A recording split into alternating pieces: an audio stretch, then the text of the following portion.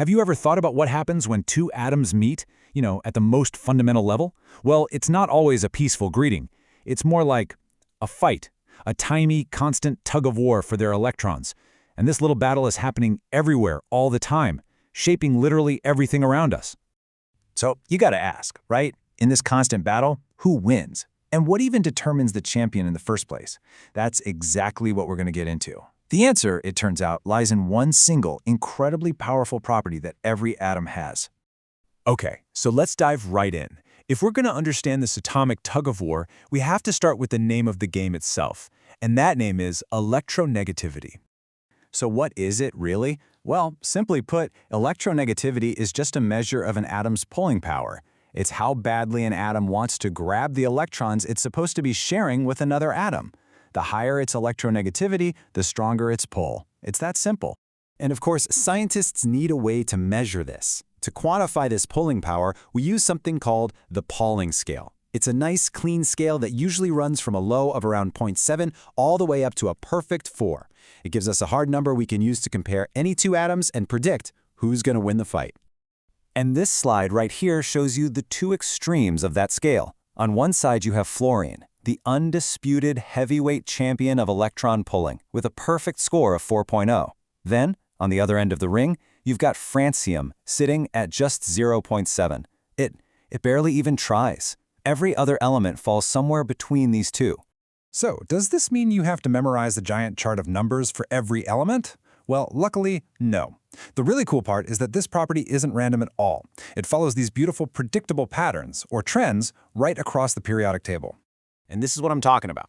You can think of the periodic table as a map of that pulling strength. See how the power level kind of grows as you move from the bottom left corner up towards the top right?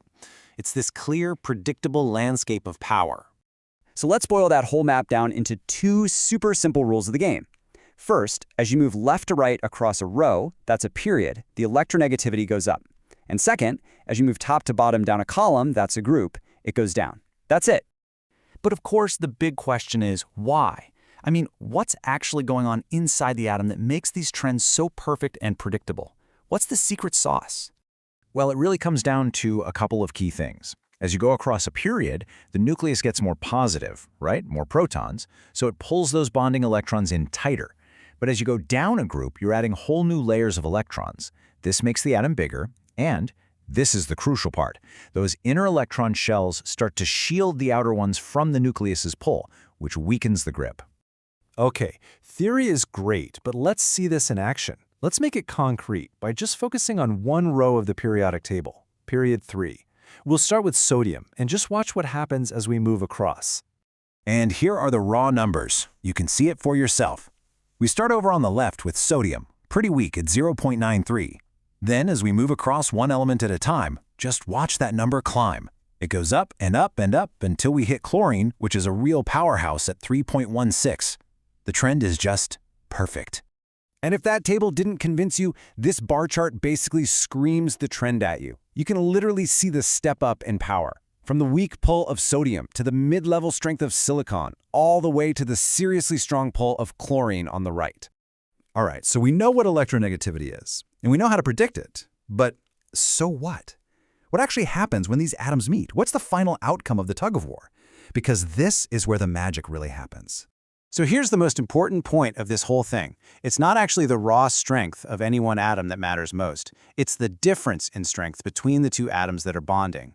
That difference determines everything, from a friendly, even sharing of electrons to just outright theft. Just look at these two pictures. On the left, you've got two atoms that are pretty evenly matched. The electrons are shared perfectly between them, nice and balanced. But look at the image on the right. One atom is way stronger and it's hugging the electrons, pulling them closer. That is not an equal partnership. And we can even put numbers on this. It's like a rule book for how the electrons behave. If the difference in electronegativity is tiny, less than 0.5, the electrons are shared equally. We call that a nonpolar bond. If the difference is in that middle range, from 0.5 to 1.7, they're shared unequally, creating a polar bond. But if the difference is huge, more than 1.7, well, it's not a tug-of-war anymore. The stronger atom just rips the electron away completely. We call that an ionic bond. Now, at this point, you might be thinking, okay, that's a neat little rule for chemistry class, but I promise you it is so much more than that. This one simple concept is fundamental to pretty much everything. I mean, think about it. This tiny tug of war determines what can bond with what. It dictates the actual 3D shapes of molecules, which in turn dictates how they act, whether they dissolve in water, and how they react with each other. From the DNA coiling in your cells to the minerals in the ground, electronegativity is the invisible force shaping it all. So I want to leave you with this final thought. We all know water, H2O, is essential for life. So, based on everything you've just seen, how does that tug of war between oxygen and hydrogen explain why water is such a bizarre, unique, and powerful molecule? It's that tiny atomic battle that literally makes all life on this planet possible. Think about that.